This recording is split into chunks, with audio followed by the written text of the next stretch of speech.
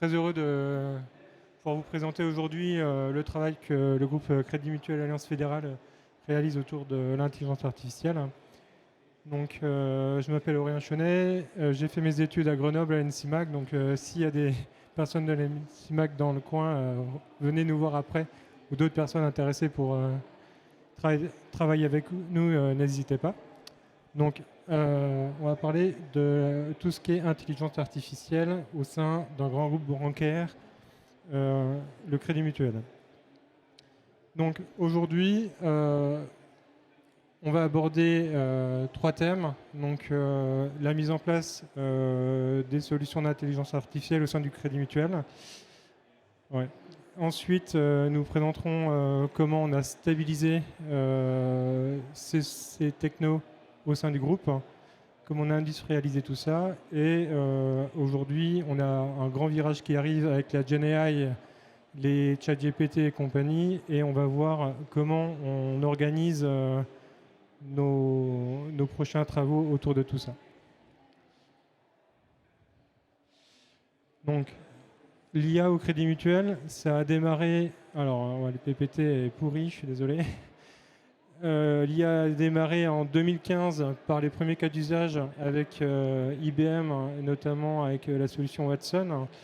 Et les premiers cas d'usage ont débouché sur un premier assistant de recherche en 2016 qui a été mis à disposition des conseillers pour faciliter la recherche dans la documentation du système d'information quand ils avaient des questions sur des produits.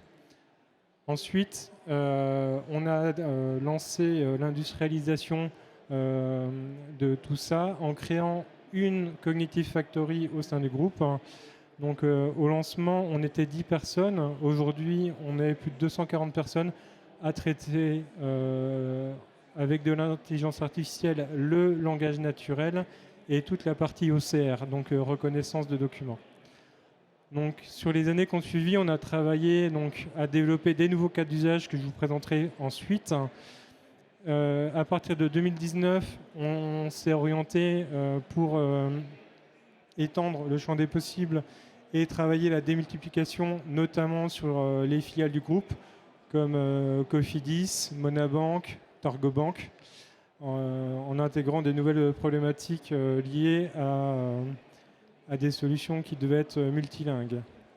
En 2022 a émergé des problèmes réglementaires autour de tout ce qui est intelligence artificielle et on a lancé des travaux pour documenter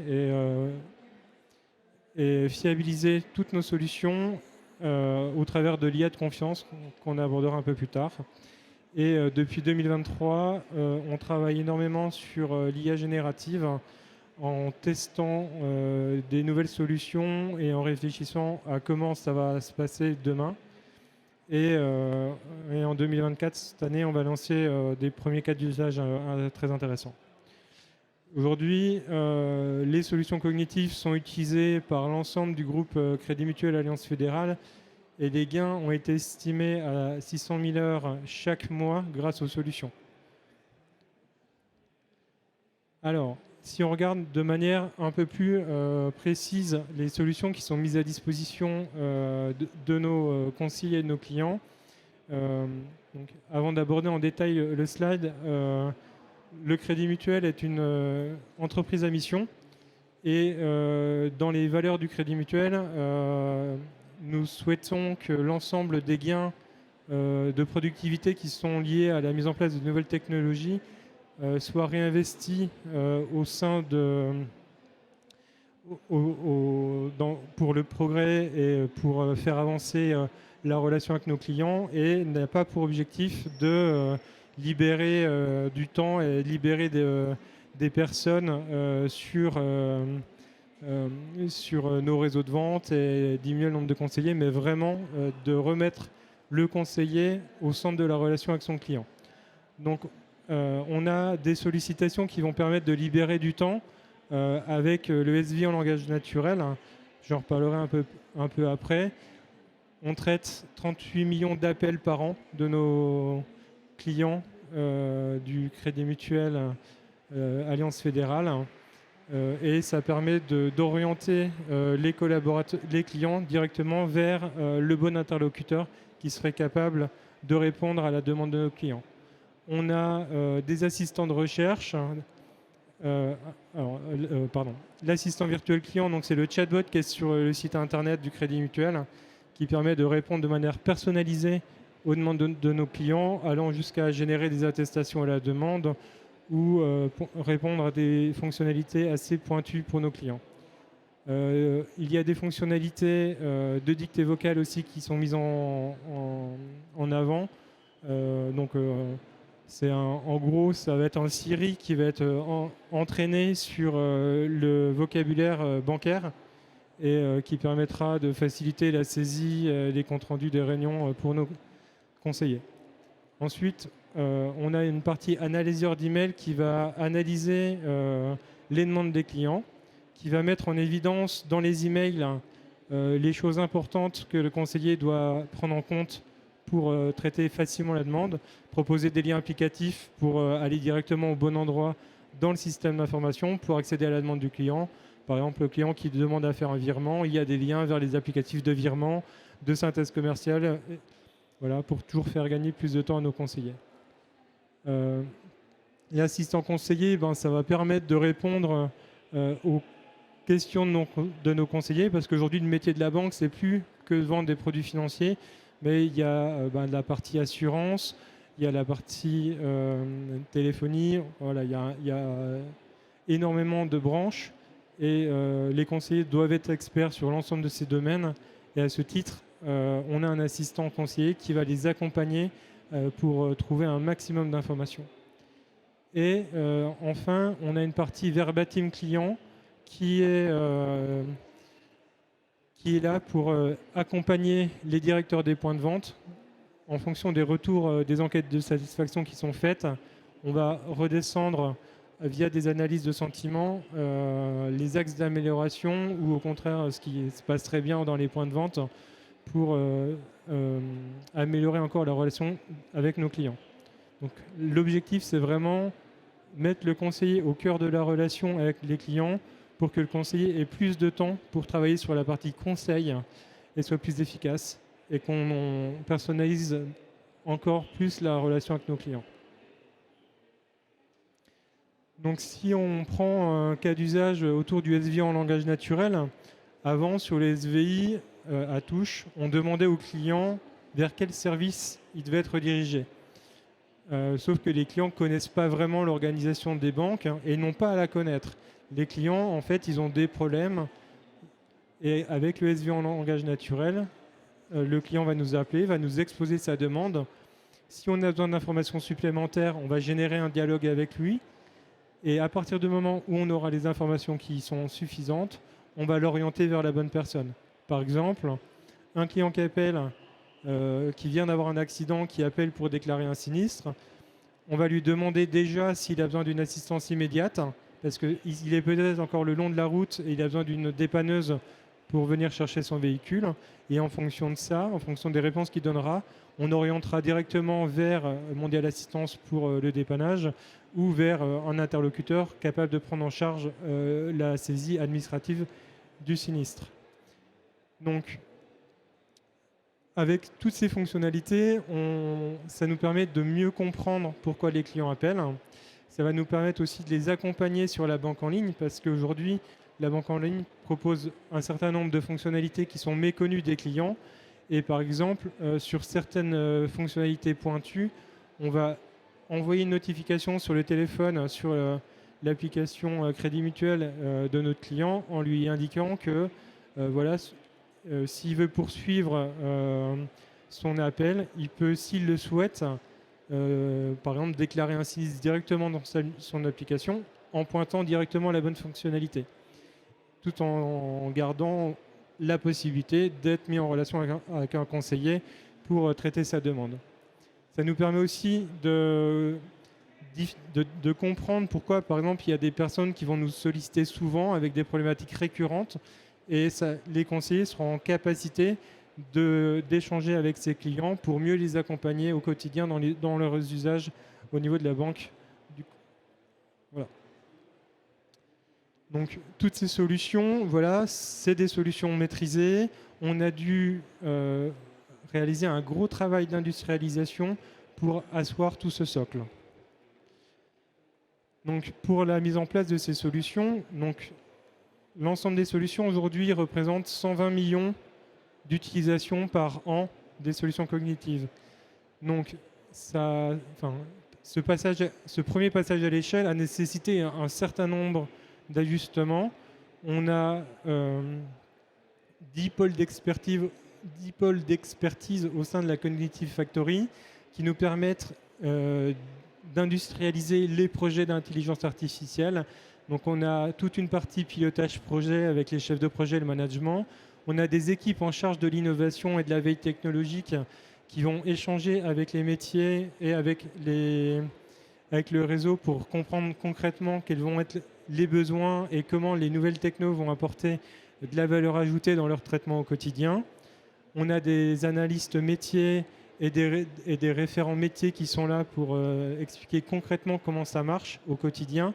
Et les analystes vont être là pour faire l'interface avec la partie développement et répondre aux besoins de nos métiers. Et derrière, ces référents métiers vont être là pour suivre la performance de nos solutions. Une solution d'intelligence artificielle, il y a une partie de développement. Une fois qu'elle est développée, après, il y a énormément de travail pour s'assurer que ça continue à tourner, ça marche bien et que tout est bien propre. Il y a beaucoup d'outils et de méthodologies à mettre en œuvre. On arrive avec des nouvelles technologies, donc il y a sur les performances des solutions, il y a un cadre énorme qui a été monté chez nous pour vérifier que voilà, on a passé un seuil de compétences au niveau de l'entraînement des solutions. Elles sont suffisamment performantes. Comment on continue à travailler avec ça? Il y a toute la partie R&D ainsi que des data scientists qui sont là pour faire de la veille, voir les dernières nouveautés.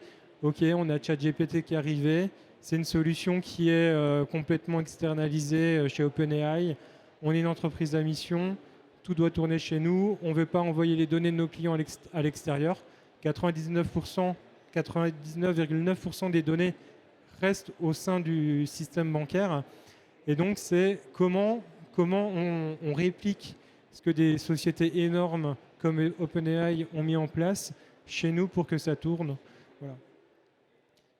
Après, il y a toute la partie UX, UI. L'expérience utilisateur, aujourd'hui, c'est au cœur des préoccupations. Pour qu'un outil, pour qu'une solution fonctionne, il faut qu'elle ait une vraie expérience utilisateur. Sinon, les utilisateurs ne viendront pas l'utiliser et ça ne servira à rien. Et derrière, il y a toute la partie infrastructure, cloud, architecture qui doit tourner correctement pour que tout fonctionne ensemble. L'adoption de l'intelligence artificielle. Donc c'est bien beau d'arriver avec des nouvelles solutions, mais il faut que ça soit utilisé. En 2016, quand on a mis en place les premières solutions, le terme IA était banni. Ça faisait peur à tout le monde. Les commerciaux avaient énormément de craintes et pendant très très longtemps, on a l'interdiction de parler IA. Maintenant, en 2024, on ose maintenant affirmer qu'on fait de l'IA parce que tout le monde a compris au sein du groupe que la mise en œuvre de cette IA se fait dans les valeurs du groupe et n'est pas là pour diminuer le nombre de conseillers en agence ou pour déshumaniser la relation qu'on a avec nos clients. Donc tout ça, comment ça a fonctionné? Un gros travail a été fait avec l'ensemble des fédérations du groupe.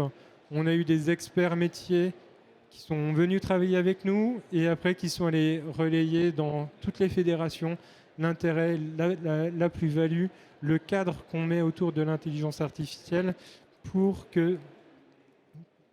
valoriser ça et comprendre qu'on travaille tous là-dedans et qu'on va tous dans la bonne solution.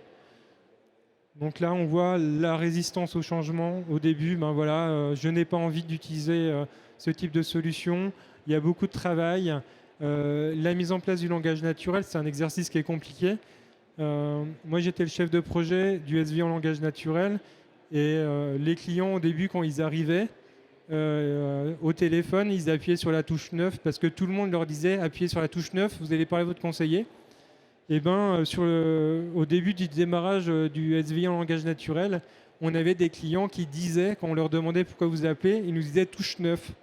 Parce que voilà, ils avaient compris qu'il n'y avait plus de touche, mais voilà, ils voulaient encore parler, ils voulaient essayer de biaiser les choses. Voilà, donc il y a beaucoup d'accompagnement au quotidien pour arriver à faire adopter tout ça. Et en fait, l'objectif, c'est que voilà, c'est pas qu'une brique techno. On est là dans un contexte global et on est là pour créer de la valeur. Et aujourd'hui, le traitement du langage naturel nous apporte énormément de connaissances sur pourquoi les clients nous appellent. Avant, quand on faisait les statistiques de pourquoi les clients appelaient, on avait 3 choix: mise en opposition, consultation du solde et parler à mon conseiller. Voilà, maintenant, on est capable de savoir, voilà, les clients nous appellent pour souscrire un crédit, pour faire une opposition, augmenter un plafond de carte de paiement, etc. Et derrière, ça permet d'adapter aussi nos outils à toutes les demandes de nos clients pour être au plus près de la demande de nos clients.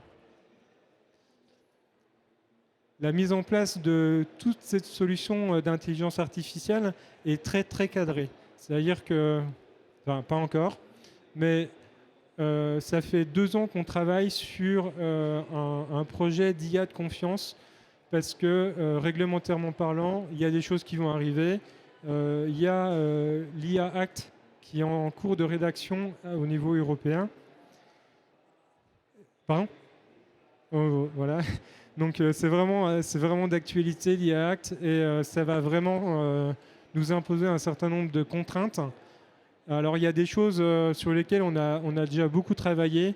On a défini 5 piliers au niveau de notre intelligence artificielle afin d'être sûr que tout fonctionne bien. Donc il y a la partie robustesse, donc les systèmes qui sont mis en œuvre doivent être fiables et doivent garantir le bon fonctionnement de nos process. Il y a la partie protection des données. Donc voilà, mais comment on s'assure que les données qui sont utilisées restent bien dans un cadre sécurisé. Pour le coup, au Crédit Mutuel, tout est traité sur nos infrastructures. Donc ça permet de se faciliter énormément tout ça, vu que les données ne sortent pas, les données de nos clients ne sortent pas de notre système d'information. Explicabilité, eh ben, la solution d'IA a répondu à une sollicitation. Il faut comprendre pourquoi la décision a été faite comme ça. Il faut être capable de l'auditer. L'équité, il faut que ça soit juste. La réponse doit être juste pour l'ensemble de nos clients. Il ne doit pas y avoir de biais au niveau de nos solutions. Ça nécessite un travail de documentation énorme autour de tous nos référentiels qu'on met en œuvre.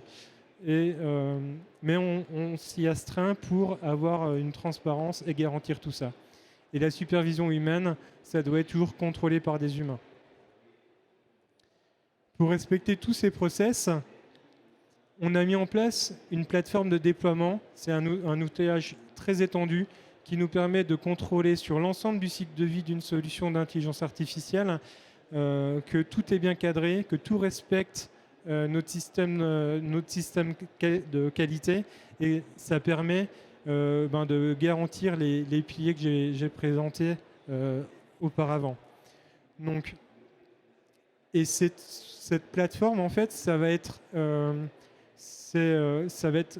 le cœur de ce qui est utilisé par l'ensemble des collaborateurs de la Cognitive Factory. Et derrière, chaque fois qu'on va vouloir réaliser des nouveaux déploiements, on va documenter comment on a respecté l'ensemble des engagements qu'on a pris avant dedans. Et au fur et à mesure de tout ce qui sera documenté, ça va déverrouiller le déploiement. Et on pourra aller jusqu'à déployer la solution en production avec un simple bouton et gérer toute la partie système qualité autour de tout ça. Et au-delà du déploiement, on a un cadre, il y a tout un cadre à contrôler sur la partie annotation, parce qu'une fois qu'on a lancé la solution, il faut s'assurer que ça continue à répondre aux clients, que les demandes du client, elles peuvent évoluer. Donc typiquement, le Covid, sur le SVI en langage naturel, il y a eu des impacts énormes. Les clients ont commencé à parler de choses qu'on n'avait jamais anticipées. Donc on a fait de la notation sur ce qui avait été fait, on a réentraîné, on a proposé de nouveaux dialogues pour accompagner nos clients, mais ça demande une écoute en continu.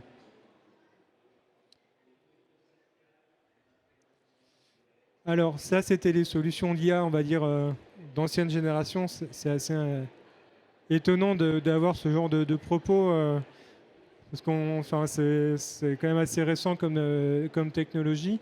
Mais depuis une grosse année, on a l'IA générative qui arrive. Et voilà, on est en train de réfléchir, on est en train de monter des cas d'usage. Il y a des choses qui sont déjà en place pour travailler avec ça.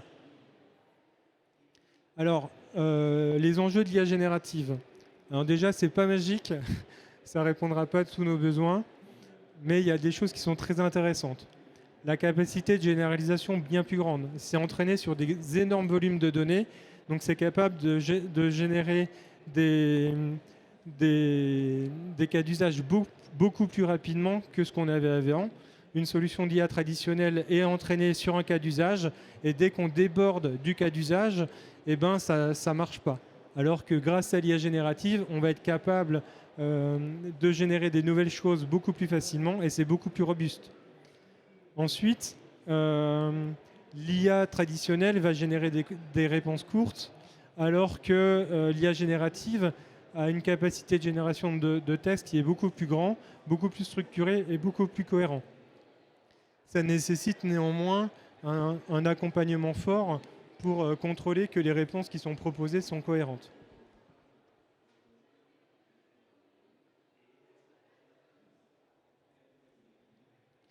Et donc, cette capacité de génération de texte beaucoup plus longue, ça conduit derrière aussi à la génération de contenu beaucoup plus personnalisé, beaucoup plus appétant et qui vont donner beaucoup plus envie à nos clients. Donc ça, c'est aussi un gain qu'on va avoir derrière.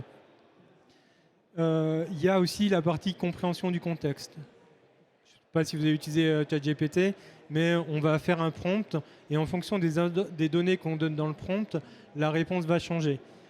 Grâce à ce contexte, on va être capable d'automatiser plus de réponses, plus de contenu et à avoir des réponses encore plus pertinentes.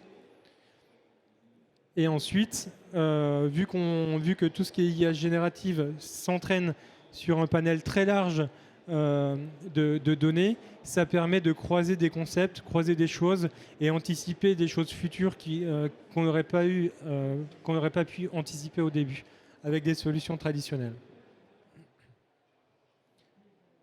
Alors, pour le coup, qu'est-ce que ça veut dire la mise en place de l'IA générative? Eh bien, on ne va pas mettre à la poubelle ce qu'on a fait avant. Parce qu'on a mis en place des solutions d'IA spécialisées sur certaines fonctionnalités sur lesquelles l'IA générative n'apportera pas de gain. Par contre, en fait, l'IA générative va venir augmenter encore le champ des possibles. Elle va être capable de personnaliser beaucoup plus les réponses, va être capable d'être plus pertinent, adapté, proche du client, etc. Donc notre socle, tout le socle qui avait été construit avec la plateforme, les infrastructures, la méthodologie autour de l'IA de confiance, tout l'outillage, tout ça, ça va rester et ça va être le socle de la future solution qui intégrera notre partie IA générative. Alors il y a des travaux qui ont été faits pour identifier les solutions qu'on pourrait proposer. Donc ça fait depuis début 2023 qu'on a travaillé sur la partie IA au niveau de la Cognitive Factory et on a identifié des axes qui seraient intéressants. Par exemple sur la partie lecture, donc être capable d'adapter du contenu de manière plus fine pour les clients, faire de la synthèse de documents. Par exemple, il y a beaucoup d'évolutions dans le monde réglementaire bancaire. Ça va nous permettre de fournir des documents qui seront plus synthétiques aux conseillers pour leur faire gagner du temps dans les traitements au quotidien. La partie analyse de sentiments, ça va être aussi, c'est un énorme gain. Aujourd'hui, les travaux qu'on avait faits avec les verbatims avaient nécessité beaucoup de travaux. Avec de l'IA générative, c'est très facile de refaire tout ce qu'on a fait très rapidement.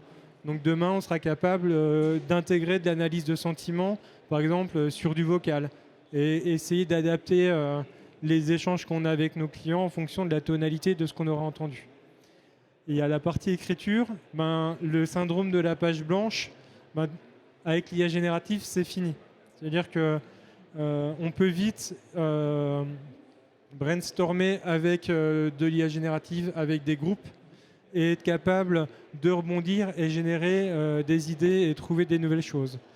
Il y a aussi la capacité de rédaction, donc rédiger des communiqués de presse avec un certain nombre de données en entrée et être capable de l'adapter aussi au contenu qu'on cible.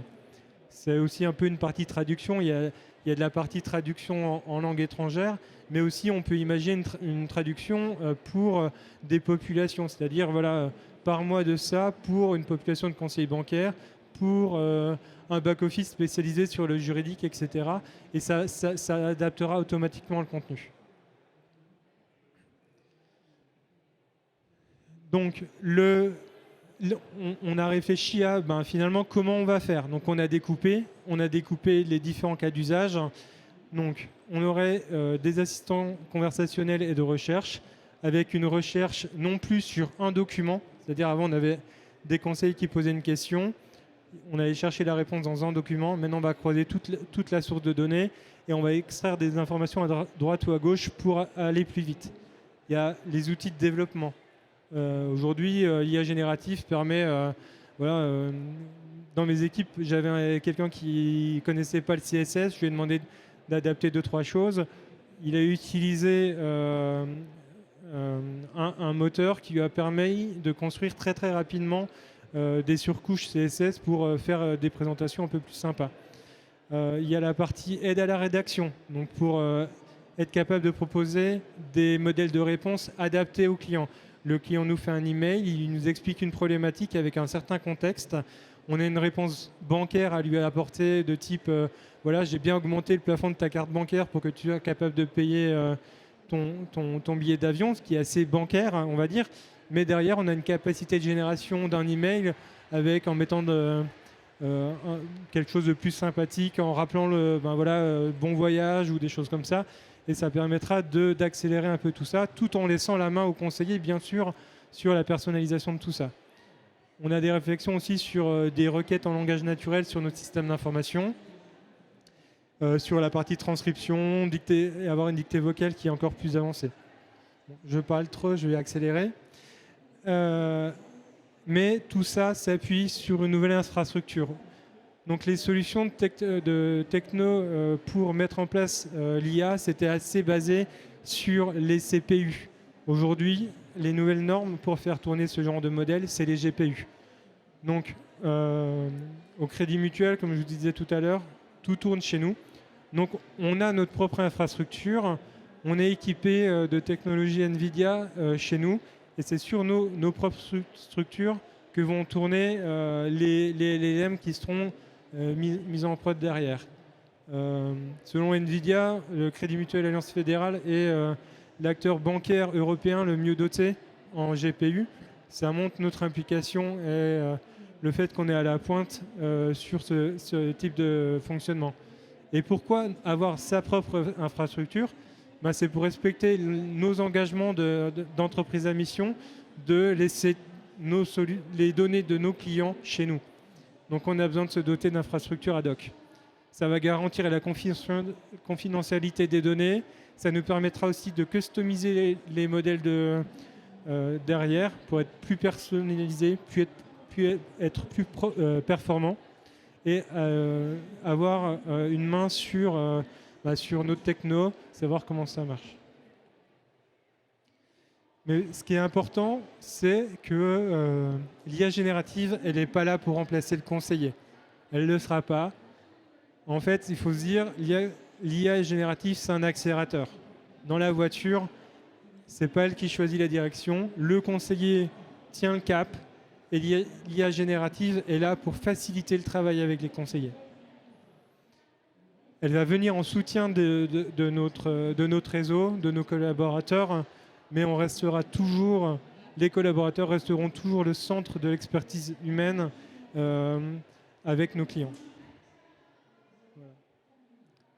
Merci pour votre attention et si vous avez des questions, n'hésitez pas. Et je répète le message qu'on a mis tout à l'heure, c'est qu'on est présent sur le site du Crédit Mutuel juste à côté.